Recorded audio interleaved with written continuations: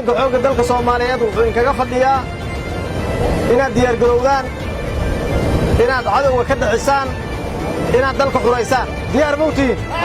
maalintii aad bilowdeen haddii ilaahay yiraahdo inaad cadowga dalka ka xuraysaan aad bilowdeen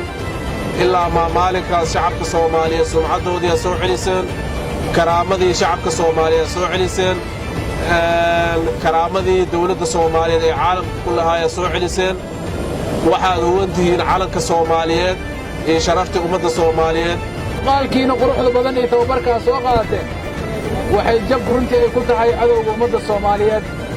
meel kasta uu joogo waxay runtii aad iyo aad u farxad gelinaysaa